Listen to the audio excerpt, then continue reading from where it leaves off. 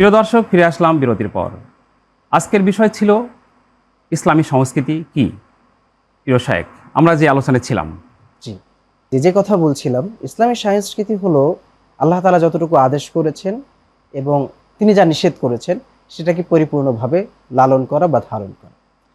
রাসূল সাল্লাল্লাহু আলাইহি ওয়াসাল্লামের সময়ে যারা যুদ্ধে যেতেন, আমরা জানতে পাই শুধুমাত্র তারাই গনিমতের মালের হকদার ছিলেন।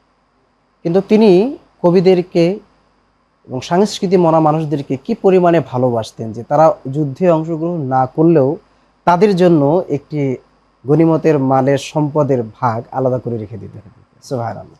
তো রাসূল সাল্লাল্লাহু আলাইহি ওয়াসাল্লাম আসলে আমাদেরকে ইসলামের যতটুকু প্রয়োজন একেবারে পুঙ্খানুপুঙ্খভাবে শিখিয়ে গিয়েছেন। যেহেতু আল্লাহ তাআলা বলেছেন, আল-ইয়াউমা আকমালতু লাকুম দীনাকুম ওয়া আতমামতু আলাইকুম নি'মাতি ওয়া রাদিতু লাকুম ইসলামা দীনা।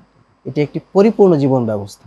এখানে সবকিছুই আমাদের সবকিছুই ইসলামী সংস্কৃতির মধ্যেই থাকে এবং আমরা যা মানি সেটাই ইসলামী সংস্কৃতি এবং যেটা আমরা বর্জন করি সেটা অপসংস্কৃতি।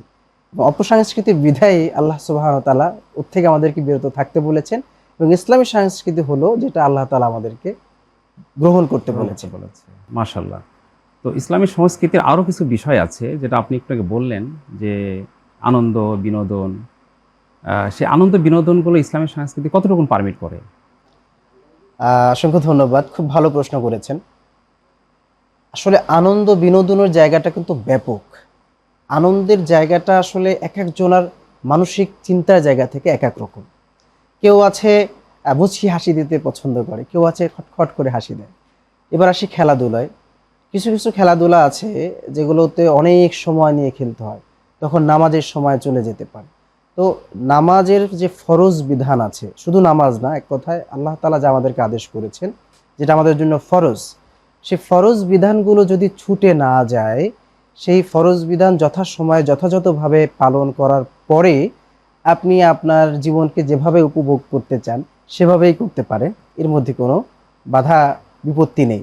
তবে অবশ্যই অশালীন কোনো আচরণ করা যাবে না, কারণ সংস্কৃতির ব্যাপারে এখন তো আমরা যেটা দেখি, সংস্কৃতি মানে হলো ছোট পোশাক, তারপরে আরও অনেক কিছু, শেষ নেই।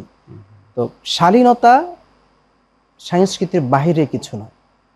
শালীনভাবে আপনি যেটাই করেন সেটা শালীনভাবে করতে হবে। শালীনভাবে যতটুকু আপনি করতে পারেন এর মধ্যে কোনো বাধা বিপত্তি নেই, তবে অশালীন হওয়া যাবে না এবং দ্বীন ও ইসলামের পরিপন্থী কিছু করা যাবে না। মাশাআল্লাহ, আপনাকে অসংখ্য ধন্যবাদ প্রিয় শায়েখ। সত্যের আহ্বান এই অনুষ্ঠানে আপনি আমাদেরকে সময় দেওয়ার জন্য আপনাকে অনেক মোবারকবাদ জানাচ্ছি। ধন্যবাদ জানাচ্ছি আজকে অনুষ্ঠানের সকল কলা কৌশলী এবং অন্তঃস্থল থেকে মোবারকবাদ জানাচ্ছি আপনাকে। প্রিয় দর্শক, আমরা শুনছিলাম ইসলামের সংস্কৃতি কী ও কেন, আর এই বিষয়ে আলোচনা করছিলেন বিশিষ্ট কারি হাফেজ মাওলানা আনাস শেখ আম্মার।